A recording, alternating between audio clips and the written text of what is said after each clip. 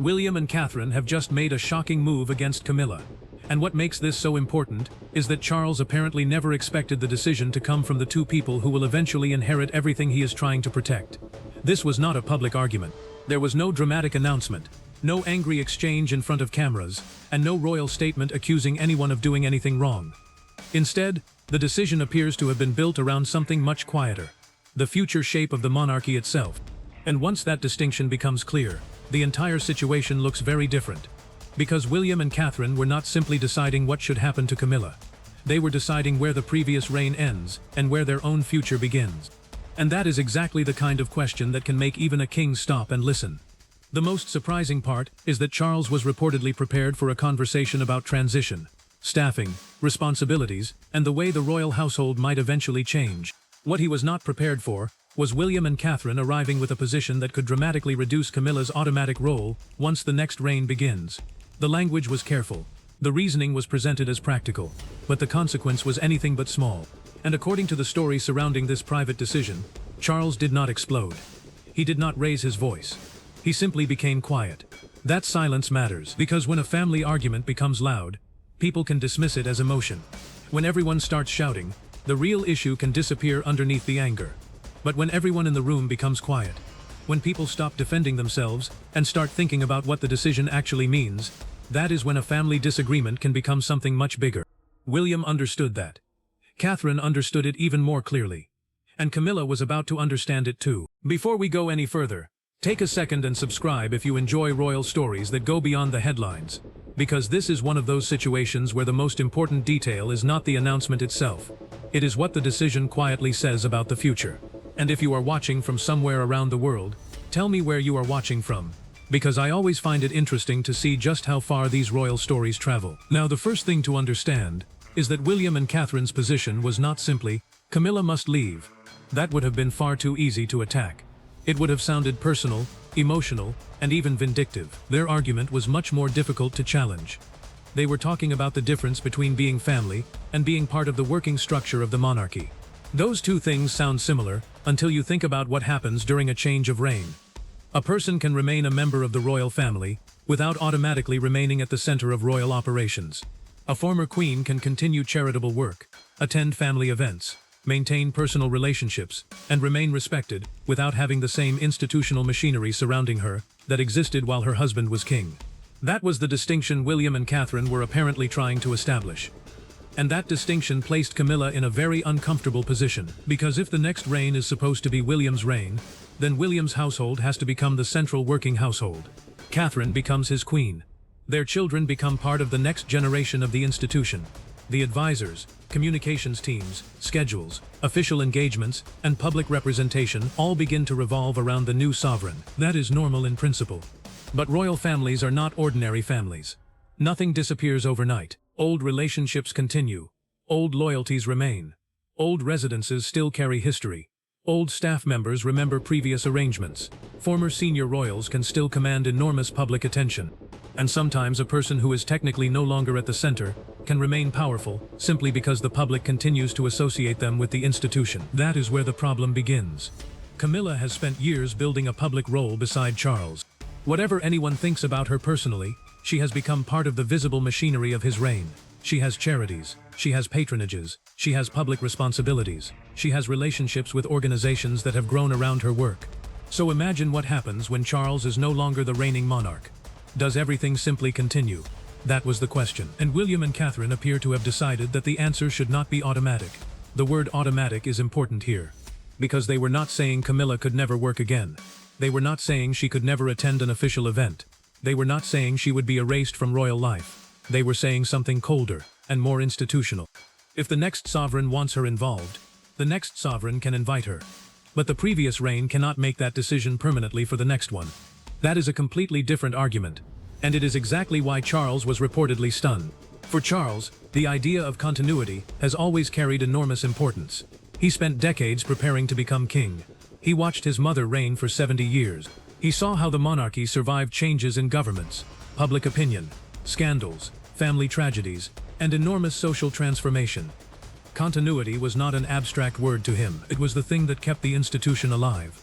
But William belongs to a different generation. His understanding of the monarchy has been shaped by a world where institutions are questioned more openly. People expect transparency. Younger generations are less willing to accept tradition simply because something has always been done that way. And Catherine has become one of the clearest examples of that modern approach. She has shown that a royal figure can build enormous public trust without constantly demanding attention. She does not need every room to revolve around her. She does not need to dominate every headline. In fact, one of the reasons her public image became so strong was that she often appeared most powerful when she was doing something ordinary. Speaking to children, visiting hospitals, meeting families, walking into a community center, standing beside William without trying to overshadow him. That quiet confidence matters. And it became even more powerful after the difficult period surrounding her health. Her public return changed the way many people looked at her. The story was no longer simply about fashion, royal appearances, or the future queen. It became about resilience, family, uncertainty, and the experience of facing something frightening while millions of people were watching. That created a different kind of connection. Not constitutional power, emotional power. And the distinction between those two forms of influence is at the heart of this entire story. William has the constitutional future. Catherine has increasingly become one of the strongest emotional symbols of that future, and Charles knows exactly how valuable that can be. He watched his own mother understand it. Queen Elizabeth understood that the monarchy could survive because people felt connected to the person wearing the crown. The institution had laws, traditions, ceremonies, and centuries of history, but none of those things alone could make people care. People needed a human being. That is why the public reaction to Catherine became so important. When she stepped away, people noticed. When she returned, people noticed. When she spoke about her family, people listened. And when she appeared in public again, the reaction often seemed less like a reaction to a princess, and more like a reaction to someone people had personally worried about. Charles would have noticed all of that. William would have noticed it too. And Camilla would have noticed it most of all. Because the royal family is not only about who has a title, it is also about who the public instinctively looks toward. That creates a complicated balance. Charles is the king. William is the heir. Catherine is the future queen. Camilla is the queen beside Charles. Those positions are clear. But public perception is never that simple. And this is where William and Catherine's move becomes much more interesting. They were apparently trying to prevent the next reign from becoming crowded by the structures of the previous one. Think about what happens when a monarch dies. The country immediately begins looking toward the new sovereign. The new king or queen has to establish authority. The new household has to establish itself. The public needs to understand who is now responsible. And yet, if the former queen continues operating with a large official structure around her, the public could easily see two centers of royal activity, one connected to the new king, another connected to the previous king's widow. Neither person would necessarily be doing anything wrong, but the institution could become confusing. That is exactly the kind of confusion William appears determined to avoid. And Catherine's role in the decision is what makes it even more significant. Because if William alone had proposed a reduction in Camilla's future household, critics could easily have accused him of settling an old family issue. They could have brought up Diana. They could have suggested that William was acting from childhood memories. They could have claimed that Catherine was trying to protect her own position. They could have framed the entire decision as personal. But Catherine apparently removed that argument herself. She was willing to accept the same rule. If William died first and George became king, Catherine would not expect her own popularity, history, or years of service to guarantee her a separate royal court. That is a powerful position, because it changes the entire conversation. Now the rule is no longer about Camilla. It is about succession. It is about whether one reign should have the power to define the structure of the reign that comes after it. And Catherine's answer appears to have been no. That is why William could support it. That is why the proposal became much harder for Charles to dismiss. And that is why Camilla was left facing something more serious than a personal disagreement. She was facing a principle. The principle was simple. The crown moves forward. The institution moves forward. The household moves forward. And when that happens, the previous household does not automatically move with it. There is something almost uncomfortable about how fair that sounds. Because fairness can be much more difficult to argue against than anger. If William had said, "Camilla has no place in my reign," that would be personal. If Catherine had said, "Camilla should step aside," that would sound hostile. But if they said, "The same rule must apply to everyone, including us," then the argument becomes structural. That is the kind of argument that can survive emotion. And that appears to be exactly what they wanted. The more Charles thought about it, the harder it became to treat the proposal as an attack, because Catherine was placing her own future under the same limitation. That meant she was not asking for a privilege. She was asking for a boundary, and boundaries are different from punishments. A punishment says someone has done something wrong. A boundary says this is where one thing ends and another begins. William and Catherine were drawing that line between reigns. Charles was standing on the other side of it, and Camilla was standing somewhere between the two. There was another issue that made the situation even more complicated. Clarence House. The residence has enormous historical significance. It is not simply a building, it carries memories of previous generations. It became deeply associated with the Queen Mother, and later with Charles and Camilla. For Charles, that history would make the idea of simply moving on emotionally difficult. For William, the same history could make the problem more obvious. A residence connected to a previous sovereign can remain a private home. But once it becomes connected to staff, official communications, public engagements, charities, advisors, and political attention, it begins functioning like an institutional center. That is where the one household argument becomes serious. If there is one sovereign, should there be one primary working household? Or can the former queen continue operating from a separate royal base? That question is not answered by emotion. It requires a decision. And William and Catherine appear to have made theirs. The future should be centered on the future king and queen. Not because Camilla has no value. Not because her work does not matter. But because the monarchy cannot have two centers of authority at the same time. That was the message. And it explains something else. Why Charles reportedly went quiet. A king can argue against an insult. A husband can defend his wife. A father can challenge his son. But a sovereign has a much harder time arguing against a principle that may ultimately strengthen the institution he is trying to protect. Charles had to consider both sides. As Camilla's husband, he had every reason to be protective. As king, he had to think about the future. Those two roles were suddenly pulling in different directions, and William knew it. Catherine knew it. Camilla knew it too. The moment the argument was framed as a question of succession rather than personality, Charles had to listen as king. And that was probably the most uncomfortable part. Because there is no easy answer to the question of what happens to a former queen. If she disappears completely, people may say the institution is cold. If she remains too powerful, people may say the new reign is not truly independent. If she keeps her charities, but loses institutional staff, some will call it sensible. Others will call it disrespectful. If she keeps a residence, people will ask who funds it. If she keeps advisors, people will ask who they answer to. If she attends royal events, people will ask whether she is representing the monarch or herself. Every choice creates another question. That is why William and Catherine apparently wanted the rules settled before the next transition. Not after. Before. Because decisions made during a transition are emotional. Decisions made years in advance can be presented as policy. That difference is enormous. If Charles dies, and William immediately changes Camilla's arrangements, critics can say he acted out of grief or anger. But if the principle already exists before that moment, then it becomes much harder to describe it as revenge. It is simply the structure of the new reign. And Catherine's willingness to accept the same future makes that argument even stronger. This is also where the second competitor's approach becomes important. The strongest royal storytelling angle is not simply to announce that someone made a decision. It is to reveal the hidden meaning behind the decision.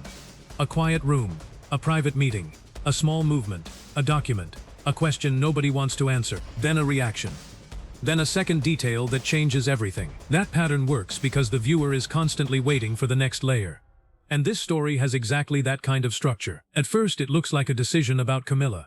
Then it becomes a decision about the next reign. Then it becomes a decision about institutional power. Then it becomes a decision that also affects Catherine. And finally, it becomes a question about what happens to the monarchy after William. That is where the story becomes bigger than the original headline. Because the real issue is not simply Camilla. The real issue is whether the British monarchy is quietly moving away from the old model of permanent royal households and toward a more concentrated structure. One sovereign. One central household. A smaller number of working royals. Clearer lines of authority. Less duplication. Less confusion. That would fit the direction William has repeatedly appeared to favor in public life. A smaller monarchy. A more focused monarchy. A monarchy that does not require every member of the family to maintain a giant institutional operation. And Catherine fits naturally into that vision. She is already one of the most recognizable members of the family. She does not need a huge separate structure to create influence.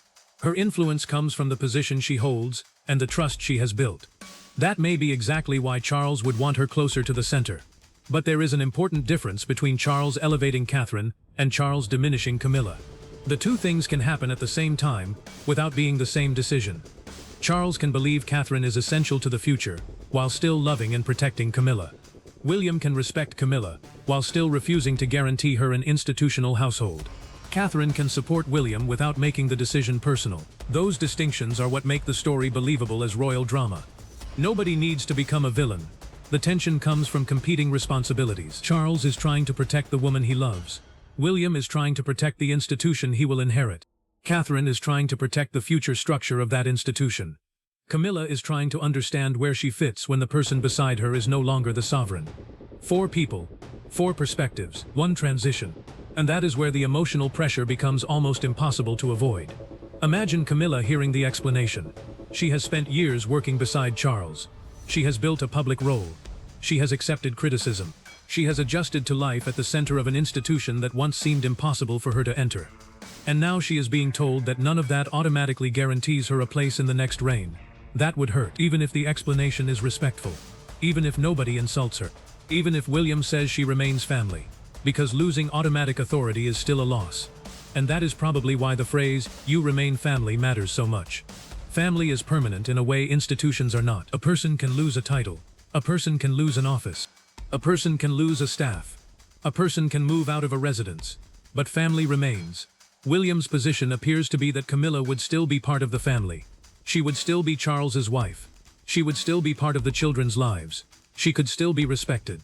She could still be welcomed. But she would not automatically inherit a place inside William's government of the monarchy. That is the dividing line. Family is not the same as institutional authority. And once William said that, the entire argument became easier to understand. Because monarchy is built on that separation. A royal family can be enormous. The working monarchy has to be smaller. Not everyone who is related to the sovereign can run an office. Not everyone who was important during one reign can remain equally important during the next. That is not necessarily cruelty, it is how institutions survive. And perhaps that is what Catherine was trying to protect. Not William's personal authority, not her own popularity, but the ability of the next sovereign to begin without inheriting every arrangement created by the previous generation. That is a subtle, but very powerful idea. William provides the constitutional future. Catherine provides the public connection. Together, they represent the next version of the monarchy. That does not mean Charles has failed. It means his reign has a natural ending. Every reign does.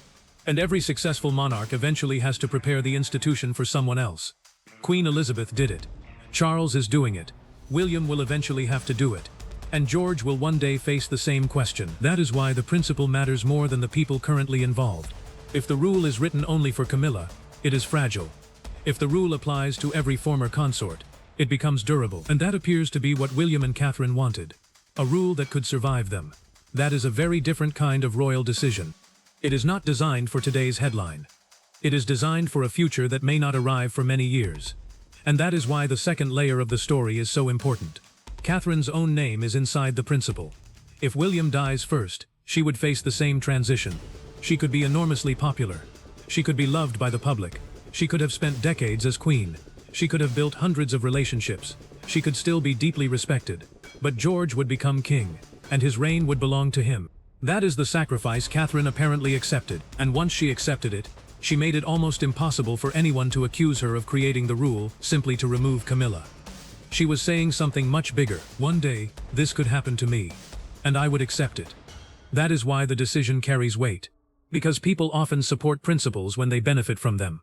Catherine was apparently supporting one that could eventually limit her. That changes the moral balance, and it may also explain why William trusted her position. William has lived through the consequences of royal structures becoming personal. He knows what happens when family history and institutional duty become impossible to separate. His mother's experience shaped him. His father's second marriage shaped the family. The public reaction shaped the monarchy.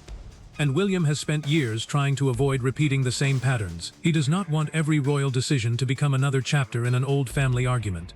That is why the language matters. No Diana, no old grievances, no accusations, no personal attack, just the future. And perhaps that is the most strategic move of all. If you remove the past from the argument, you force everyone to discuss the future. Camilla cannot defend herself by pointing to what happened decades ago.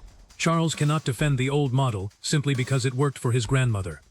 William cannot be accused of settling a personal score if the same rule applies to Catherine. The debate becomes institutional, and institutions are much easier to reshape than family memories. That may be exactly what William and Catherine were trying to do. Quietly. Before the transition. Before the crisis. Before anyone has to make the decision in public, because by then, the decision is already made. There is another reason this could matter. The younger royals, George, Charlotte, Louis, their future will be very different from the world Charles inherited. They will grow up with an understanding of the monarchy that is more modern, more compact, and more conscious of public scrutiny. George will eventually inherit the crown. If William succeeds in creating a clear structure, George may inherit not only the crown, but a simpler system. He would not need to wonder whether his father's household should remain active beside him. He would know that the previous reign ends institutionally when his begins. That gives the next generation clarity. And clarity is one of the most valuable things a monarchy can have. The public needs to know who is responsible. Staff need to know who they report to. Charities need to know who represents the crown. Governments need to know who speaks for the sovereign. And family members need to understand the difference between private relationships and public authority. That is why a quiet rule can have enormous consequences. It can prevent future confusion. It can prevent competing centers of influence. It can stop a popular former royal from unintentionally overshadowing the new monarch. And it can give the next sovereign freedom to choose who works beside them. That freedom may be the real thing William wants. Not power over Camilla. Freedom for the next king. And Catherine apparently agrees. That is why the title of this story is stronger when it focuses on the move William and Catherine made, rather than simply saying Camilla was pushed aside. The real drama is not rejection, it is transition. It is the moment when the future begins making decisions before the present has ended. And Charles is caught in the middle. He is still king. He still has responsibilities. He still has a wife he loves. But he also has a son preparing for the day when the crown will belong to him. Every father understands that his children eventually build lives of their own. For a king, that process is institutional. His son is not merely building a family. He is preparing to inherit a state institution that has existed for centuries. That means Charles cannot expect William to preserve every arrangement simply because Charles values it. At some point, William has to become William's king. Not Charles's continuation. Not his mother's continuation. His own. And Catherine has to become Catherine's queen. Not simply the next woman in a line of royal consorts. That may be the deeper message behind this entire move. The next reign is being designed before it arrives. And Camilla's position is one of the first places where that design becomes visible. There is also something revealing about the silence. In stories like this, silence is often more powerful than confrontation. If Charles had shouted, the headline would be simple. Charles angry. William defiant. Catherine involved. Camilla upset. But silence creates uncertainty. What was Charles thinking? Was he angry? Was he hurt? Was he worried? Was he beginning to understand? Or was he simply realizing that his son had already moved mentally into the future? That uncertainty keeps the story alive. Because the most dramatic moment may not have been the announcement. It may have been the moment Charles realized William was no longer asking for permission to become the next king. He was preparing to become one. That is a subtle difference. A prince can wait for a king to tell him what to do. An heir eventually has to start deciding what his own reign will look like. William appears to be entering that second stage, and Catherine is beside him. That partnership may be one of the strongest parts of the story. William is the constitutional heir. Catherine is the future queen. But neither one can succeed alone. William provides continuity with the crown. Catherine provides continuity with the public.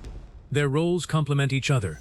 That is why any move they make together carries more weight than a decision made by either one alone. And Charles knows that. He knows that William will inherit. He knows Catherine will become queen. He knows the public already sees them as the future. So when they approach him together with a decision about Camilla, he cannot simply treat it as two family members complaining. He has to treat it as the beginning of the next reign. And that is probably why he was stunned. Not because the idea was impossible. Because he realized the future had arrived earlier than he expected.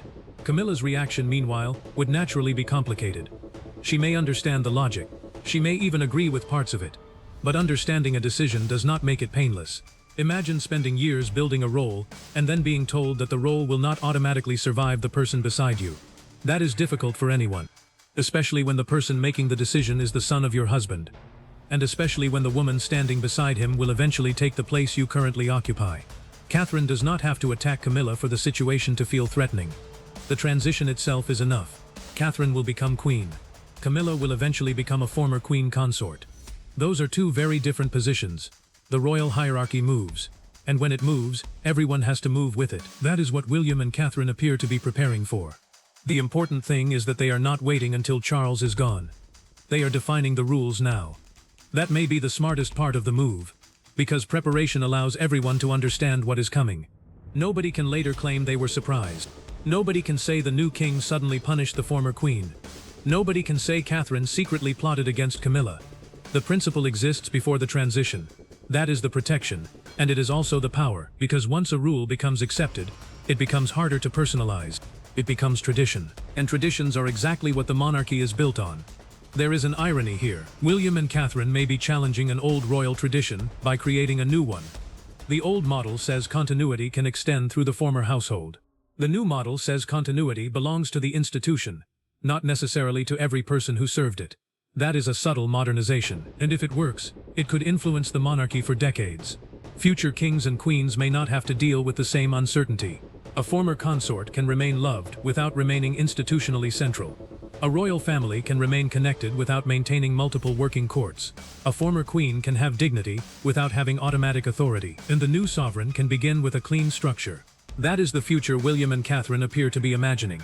But there is one more layer. What does Charles himself want? Because this is where the story becomes emotional again.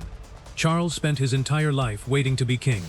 He also spent years defending the relationship that eventually brought Camilla into the center of royal life. He knows the criticism she faced. He knows how difficult her public position was. He knows how long it took for the public to accept her. So hearing that the next reign may not carry her institutional role forward must be difficult. But Charles also understands transition better than almost anyone alive. He watched his mother hand the monarchy forward. He knows that the crown does not belong to one person forever. And perhaps that is why his reaction is described as silence rather than anger. Because somewhere inside that silence, Charles may have recognized the same truth William is now facing. The monarchy cannot belong to the past. It has to keep moving. That does not mean the past is worthless. It means the past cannot run the future. And that may be the single sentence that explains everything. The past cannot run the future. Camilla represents part of Charles's reign. Catherine represents part of William's future. William stands between them, and Charles is watching that future take shape. That is why the decision is so much more significant than a family disagreement. It is a transfer of institutional thinking. The crown itself has not moved, but the mindset around it has. And sometimes that is how royal transitions actually begin. Not with a coronation, not with a funeral, not with a speech, with a conversation. A quiet conversation behind a closed door. A document placed on a table. A question asked carefully. A silence that lasts a little too long. And then a sentence that cannot be taken back. William and Catherine appear to have drawn that line. The next reign will be different. Camilla can remain family. She can remain respected. She can remain visible if invited. But the center of the monarchy will move with the crown. And the crown will eventually move to William. That is the part Charles could not ignore. Because William was not rejecting his father, he was preparing to succeed him. There is a difference. And Catherine was not attacking Camilla. She was preparing to become queen. There is a difference there too. The entire story becomes clearer when you stop looking at it as a battle between two women. It is not Catherine versus Camilla. It is not William versus Charles. It is the present meeting the future. And the future is rarely willing to remain exactly like the past. That is why the move feels shocking. Not because anyone screamed, because nobody had to. The decision itself said enough. And perhaps the most revealing part is what was left unsaid. There was no declaration that Camilla was unwanted. There was no statement that her years of service meant nothing. There was no attempt to erase her from the family's story. Instead, William and Catherine appear to have done something far more calculated. They separated respect from authority. They separated family from government. They separated memory from succession. And once those three things were separated, the future became much easier to define. Camilla can have respect without command. Charles can have his reign without permanently defining William's. Catherine can support the rule while accepting it for herself, and William can inherit a monarchy that is smaller, clearer, and more concentrated around the reigning sovereign.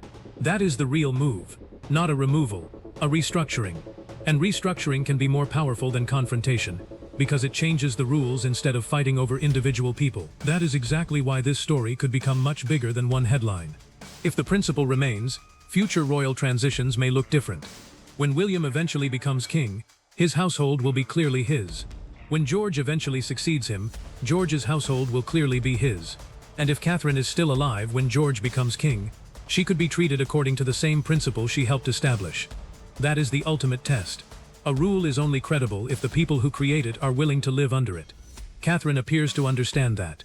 And William appears to understand something else. If he wants George to have the freedom to lead, he must eventually give that freedom to him. That means William cannot demand that George preserve every structure he inherited. And that means William must be willing to let go of his own structures one day. The monarchy survives because every generation eventually accepts that reality. Charles inherited a monarchy from Elizabeth. William will inherit one from Charles. George will inherit one from William. Each generation leaves something behind.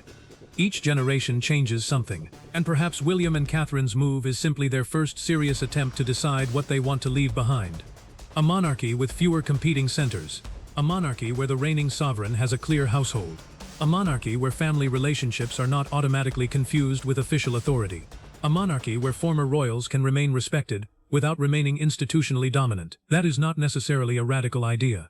But inside a centuries-old institution, even a small change can have enormous consequences. And Camilla happens to be standing at the exact point where that change becomes visible. That is why the story feels personal, even when the reasoning is institutional. Because one woman will feel the consequences first. But the rule is meant to apply to everyone. And Charles knows that. William knows that. Catherine knows that. Even Camilla may eventually understand that. The question now is not whether the decision is shocking, it is what happens next. Will Camilla accept a future role built around invitations rather than automatic authority? Will Charles continue trying to preserve elements of the old structure? Will William push further toward a smaller monarchy? Will Catherine's growing influence become even more visible? And perhaps the biggest question of all, when the next reign finally begins, will this private principle already have become the new normal? Because if it does, people may look back at this moment very differently. They may not remember the tension. They may not remember the silence. They may not even remember the exact conversation. They may simply remember that this was when William and Catherine decided the next reign would not be built as a continuation of the previous one. It would be their own, and that is what makes Charles's reaction so important. He was not just hearing a proposal about Camilla, he was hearing his son describe a future monarchy without asking his father to design it for him. For a king, that is a powerful moment. For a father, it is probably even harder. Because eventually every parent has to watch a child step into a role they once occupied. For Charles, that moment carries the weight of centuries. William is no longer simply the boy who watched his parents' marriage collapse. He is no longer simply the young prince who stood beside his grandmother. He is no longer simply the heir waiting for his turn. He is preparing. And Catherine is preparing with him. That is why their joint decision matters. Together, they are signaling that the next chapter will have different rules. And Camilla is one of the first people to feel where those rules begin. The move against her may therefore be less about taking something away, and more about refusing to promise something that does not belong to the future yet. That distinction is everything. Because if William promises Camilla a permanent role inside his reign, he gives away part of his future authority before he even becomes king. If he refuses that promise, he keeps the ability to decide later. Catherine's support strengthens that position. Charles may dislike the idea. Camilla may dislike it even more. But the future sovereign has the right to decide what his reign will look like. And perhaps Charles, despite the shock, knows that better than anyone.